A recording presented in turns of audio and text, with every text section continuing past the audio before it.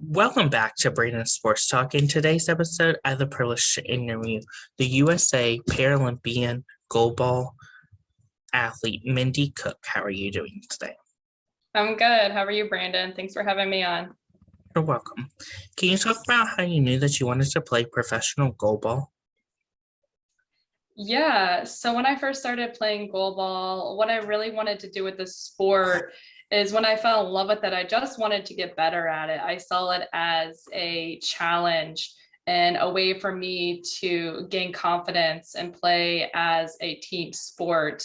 And then once I met and started playing with the national team athletes, I really saw how they performed on the world's biggest stage and how they competed internationally and just the enjoyment that they had representing the United States. And I wanted to be a part of that excitement and to be a part of that team. How was it like obviously going to the Ohio State School of Blind and getting to practice goalball? Yeah, so it was really, really great. We have a great facility there at the Ohio State School for the Blind, and they have a gym that we were able to practice in, and it's where I first started playing goalball. So it definitely has a very special place in my heart. We would practice there about once a week, and we build a relationship there with that staff that allowed us the opportunity to really meet there and get to know my teammates and have people from around the state combine together to come to practice and practice as a unit and improve our skills. Of course, in 2017, what was it like obviously getting to fall in love with goalball and getting to compete in Michigan? Yeah, it was such a great experience. One of my friends had asked me to go to that tournament, and at first I wasn't really quite sure if I wanted to even start competing at tournaments for goalball. But he was really persistent, and so I eventually agreed to go to this tournament. I was very intimidated. I wasn't quite sure what to expect, and I thought my skills weren't up to par yet and I wouldn't be able to compete successfully. But when I got to that tournament, I really fell in love with the sport. There was a community of athletes that were competing together. They did not have to adjust for their vision. They could just compete together on the field. And it really is a community that comes together, people that can relate to each other. They were encouraging to each other. It was such an empowerment, and the atmosphere was just exhilarating. And from that point on, that's when I really knew I wanted to keep competing in the sport, and I wanted to immerse myself in that community with those athletes and people with other people with visual impairments. Of course, how did you find out about the sport of goalball? Yeah, so I really credit my friend Jim for introducing me to the sport of goalball. When I was younger, I did not have access to any adaptive sports. And so I tried other sports like soccer, but I was unable to see the ball on the other side of the field. And so I just thought that team sports were not for me, and I wasn't going to be able to compete in sports. And then when I graduated high school and started into the workforce, I met my friend Jim. He had asked me to come to a goalball practice for a couple of years. And again, I wasn't quite sure just because I had never been involved in any adaptive sports. And I typically wanted to do what my other typical peers were doing. But eventually, after 2 to 3 years of persistence, I went to a practice with Jim at the Ohio State School for the Blind. And when I really saw the sport for the first time, I was so intrigued. I saw it as a challenge. It was definitely intimidating from the start, but I knew since I wouldn't have to compensate for my vision, that it was something I could do. And I saw it as a team sport that I had longed for my entire life. And this was a way that I could participate in a team sport. Of course, for my listeners that don't know about the sport of goalball, what is goalball and how do you play it? Yeah, so we describe goalball as the coolest sport that no one's ever heard of. It's a lot like reverse dodgeball. It is played on a volleyball size court, and it has a soccer style net on each end of the court. The game is played with 3 athletes on each side. And because visual impairment is a spectrum, all the athletes wear eye shades so that the playing field is even and no one can see it all. The game is played with a ball. It is about 3 pounds and it looks like a basketball. Inside of the ball, it has 2 bells inside of it so that the athletes can hear the ball while they have the eye shades on. The court has string and tape on the court so that the athletes can orient themselves on the court and know where they are with the eye shades on. And the object of the game then is to throw the ball from one end of the court to the other and score on your opponent's net. And the job of the defense is to block the ball with their body to prevent that ball from going into the net. Goalball was started after World War II. It was a way for veterans who had lost their sight in the war to rehabilitate and find a way back and to competing again and then to integrate them into the community. It was then adjusted and it was put into the Paralympic sports in 1976. Of course, with the sport of goalball, and you talking about obviously being playing on a volleyball court, how is that like obviously playing on a volleyball court where the court is hard versus having a soft surface? Yeah, sure. So when we play, we wear a lot of padding, so that's easier on our body because in order to block the ball, we are literally diving ourselves out and putting ourselves in front of the ball and exploding and landing on the court. And so when we play, we wear knee pads, hip pads, elbow pads in order to soften that blow. Of course, what was that like, obviously, when you made the national team and you got that email from Team USA that you made the team? Yeah, sure. It was incredible. As I said, when I first started playing, my goal was just to get better. And I had went out to our residence program. We have a really nice facility in Fort Wayne, Indiana. We practice at the Turnstone Center for Adults and Children with Disabilities. They have a wonderful court out there that we are able to practice on. And so my goal was just go out and train and improve in the game so I could improve my skills for our domestic season. But once I got out there, I started training with the national team and I just saw these elite athletes, these veterans that were so talented and they were so passionate about the game and all the opportunities that they had to represent Team USA. I really started to dream about participating with them and being able to step on the court right beside them, to share that court and to learn from them. And so I practiced each day. I trained in the weight room. I trained on the court with them. I followed all of our protocol with nutrition and sports psychology to try to improve myself.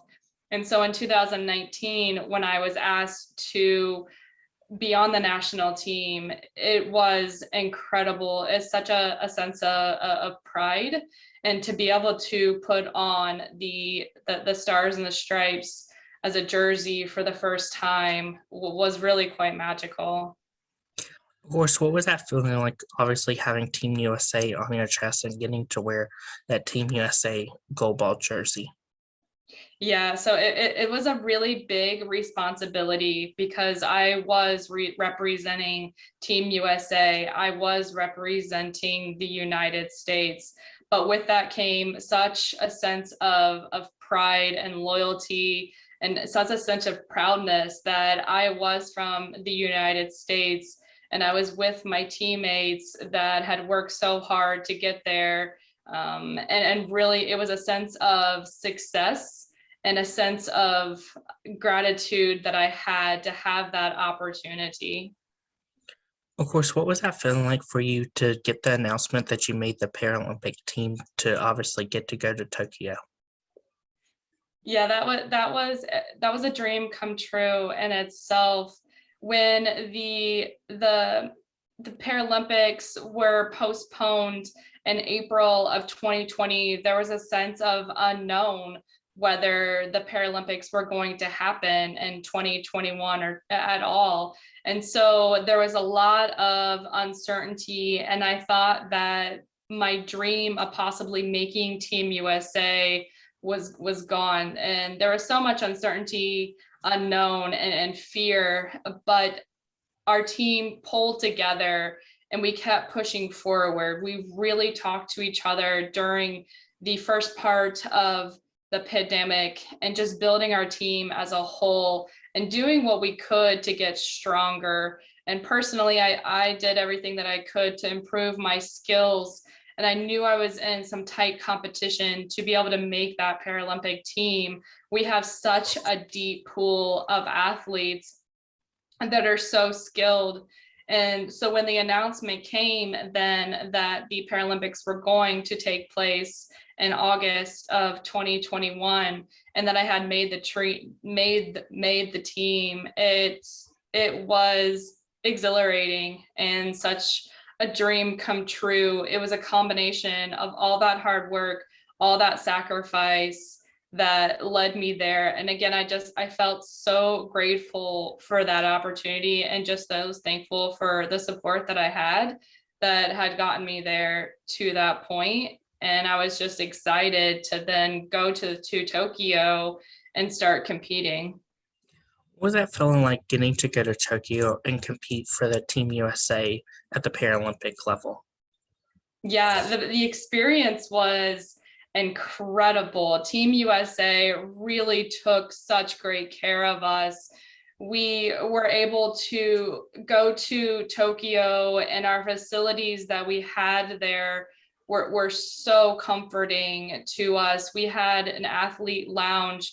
We were able to watch the games, and they provided us with all the nutrition that we might need and space that we needed to be successful. And since our families weren't able to come to Tokyo, they really did the best that they could to allow us the space that we needed to be able to communicate with our family and friends back home. The city of Tokyo was absolutely so accommodating to us. The people were so incredibly nice. They greeted us, were so welcoming, so helpful.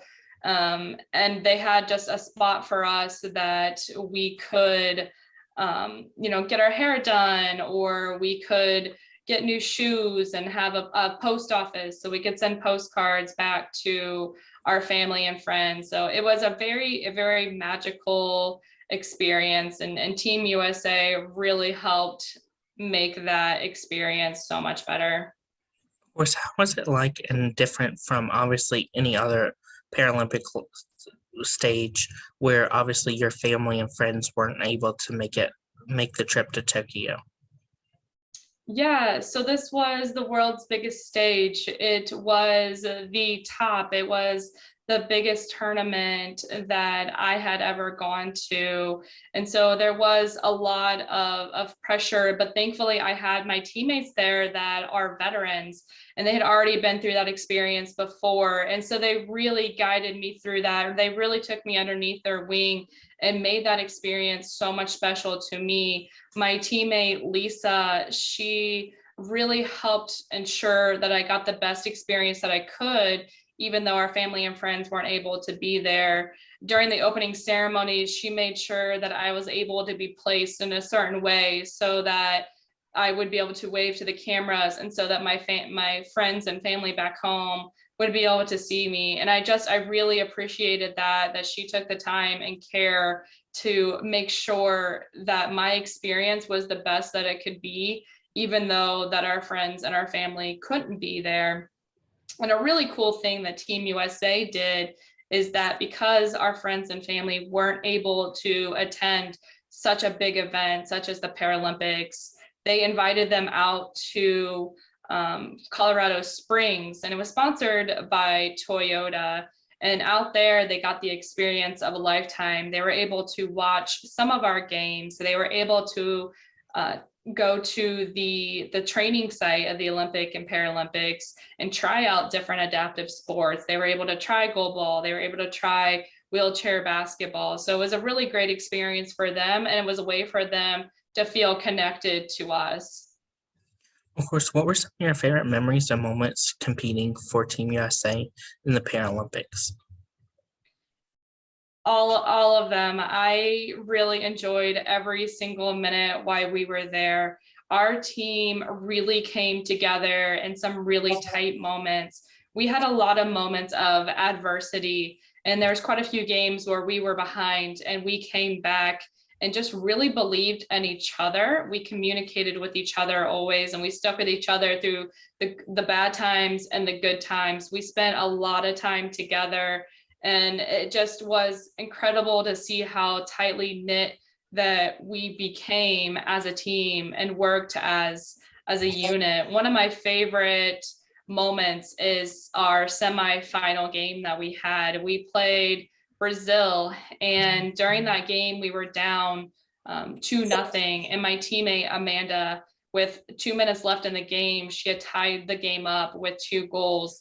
And it was just incredible to celebrate with my teammates on the bench that we had come back.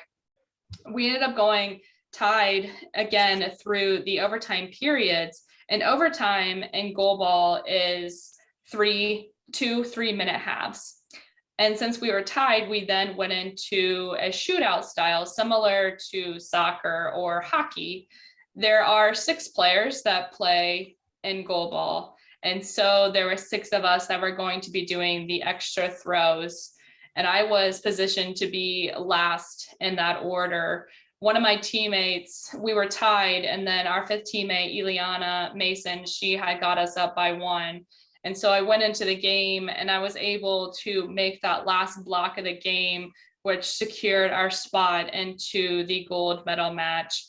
And so that match was really just a team effort. Everybody had contributed in that game to make that game a success. And that game will always hold a very, very special place in my heart.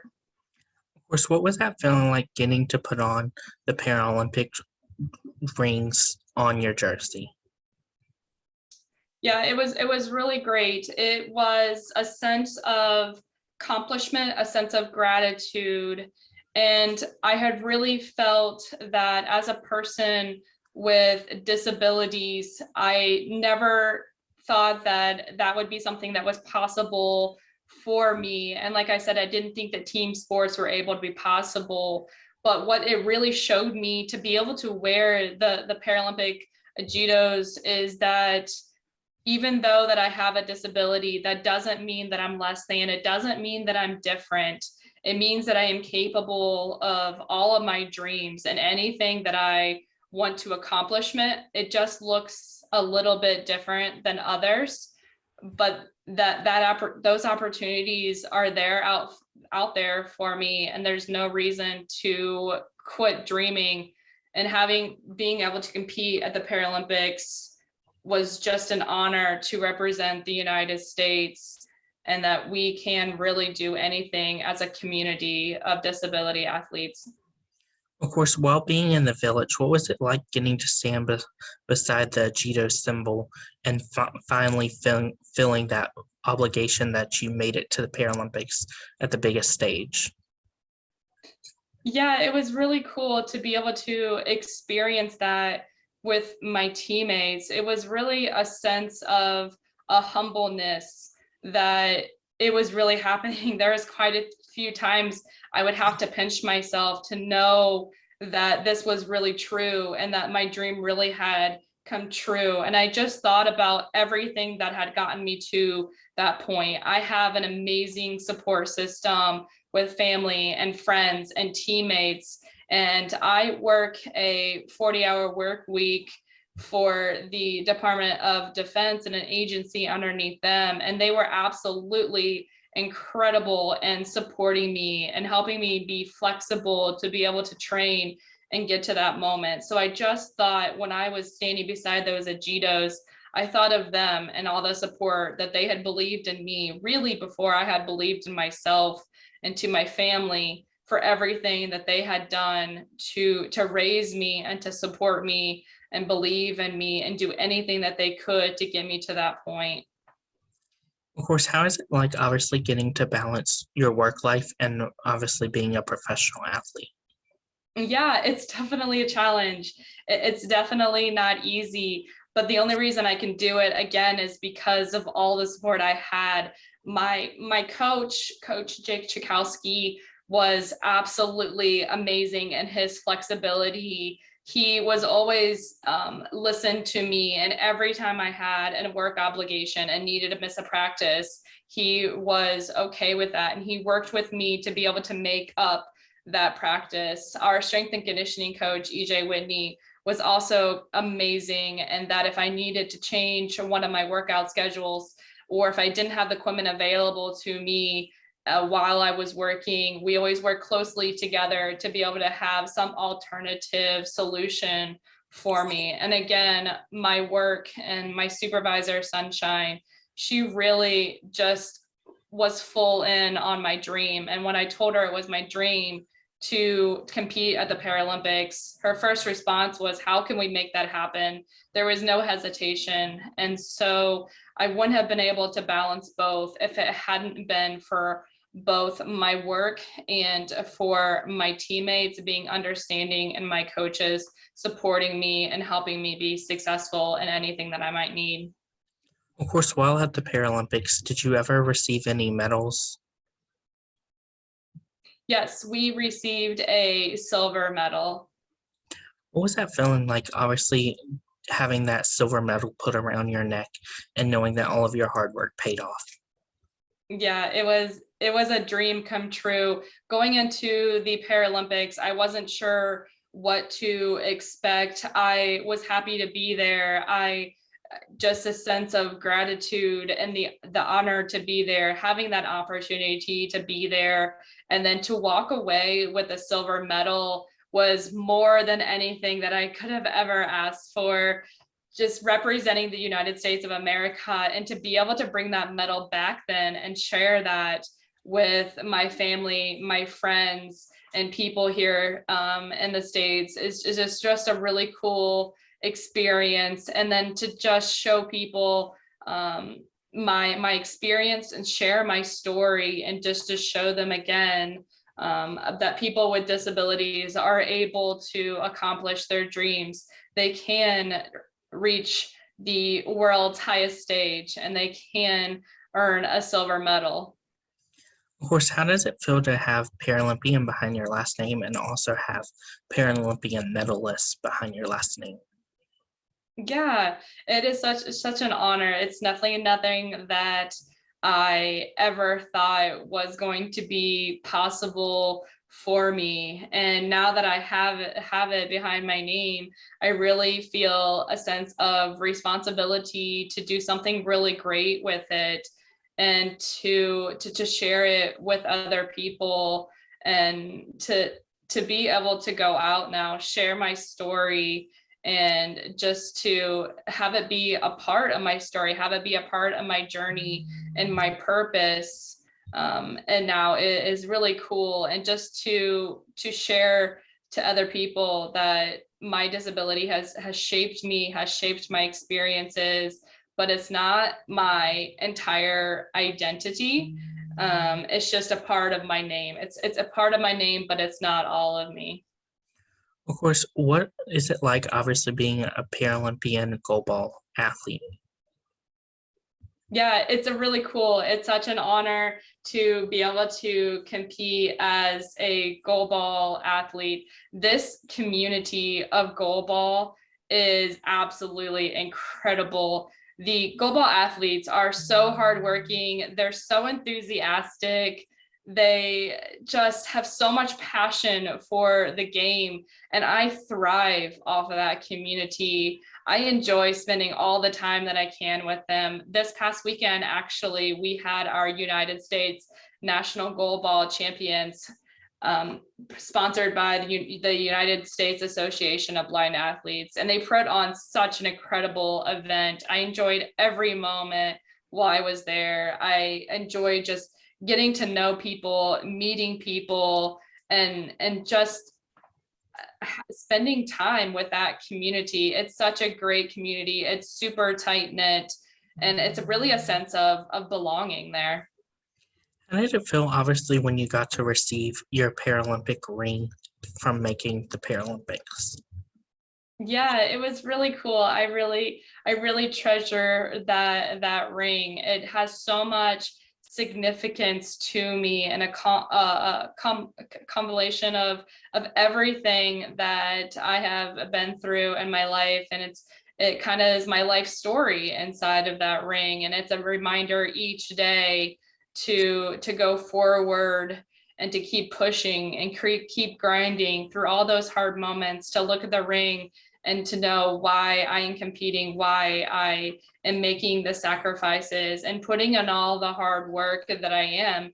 It's for the Team USA. It's for my teammates.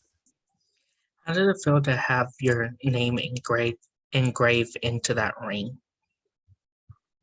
It was an honor. It definitely was an honor to have my name there and history. It was something that I can carry with me again as a reminder of who I am and where I have come from, and to keep dreaming and keep pushing for the things that I want to accomplish in my life, because I know that I'm not done dreaming. I'm not done accomplishing the things that I want to do. And it's a reminder that through all the hard work that I have made those accomplishments, and I can do it again, and I can help other people reach their dreams and go where they want to go. Who are some people that you look up to in the sport of goalball, and what are some of your future plans in the sport of goalball? Yeah, so I really look up to all of my teammates.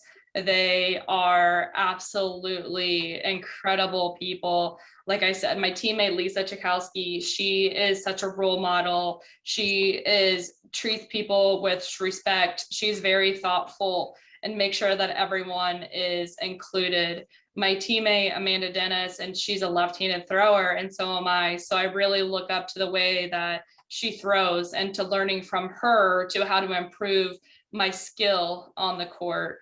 One of my teammates, Asia Miller, she is incredible the way that she treats new athletes and really takes them underneath of her wing. And that's something that I want to do as well. It just makes people want to keep coming back like she comes back. And my teammate, Ileana Mason, she's so thoughtful, so caring, so kind. And she really has a good presence on the court. She's cool, she's calm and collected, and really is just there to support athletes when they need them the most. And my teammate Marabai Huking, she has done a similar path that I did. And so I really look up to her and her mentorship and the way that she has handled herself through the game. And I really admire all the advice that I get from her. I'm not really sure where my future lies in the game of goalball. I just want to get better. I want to keep playing goalball domestically. Like I said, I love this community.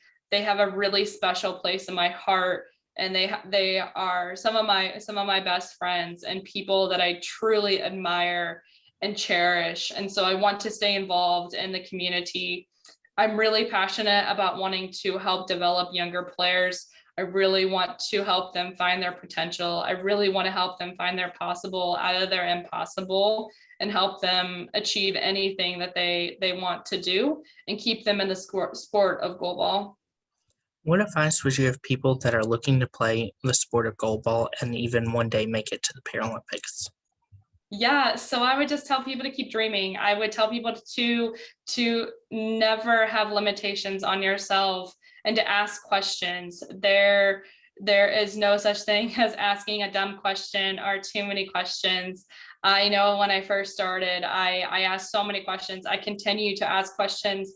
The game is evolving so much, and you can just never stop learning from the game. And that's what's really exciting about the game, is you can always find an aspect of it to improve on, and just look up to other people that have that skill that you want to, and ask them questions and keep practicing. It's a really hard thing to want to do sometimes during that grind. And I remember when I wanted to get better, I was very frustrated because I was not improving on my skills, and I had felt like I hit a plateau. And I remember my coach saying, just more reps, more repetitions will improve. And I never believed it, but after 1,000 repetitions, I would start to see improvements. And so I know now that it's just important to just keep going, just keep moving forward, and there will be progress. What advice would you give people that are looking to go for the first time to the Paralympics? Yeah, I would say that is a great dream, and it is possible. There's nothing that is impossible. It's an amazing experience, and just have a great support system behind you. Find teammates that will take care of you, will help support you, and again, ask questions and never stop learning from the game. That's great advice. Where can my listeners find you at on social media? Yeah, so I am on Instagram, and my Instagram name is MINMAROOK, Minmarook. Thank you again, Mindy Cook, for your interview, and best of luck in your future in the sport of goalball. Thank you so much, Brandon. I really enjoyed being on today. Thank you. You can find Brandon Sports Talk on Facebook at Brandon Sports Talk, Instagram at Brandon Sports Talk, Twitter at Talk_Brandon, and you can find me on YouTube at Brandon Sports Talk. Don't forget to like, comment, and subscribe. Thank you again, Mindy Cook, for your interview. Best of luck in your future. You've been watching Brandon Sports Talk. Please feel free to like, share, and subscribe to Brandon Sports Talk on social media and on YouTube.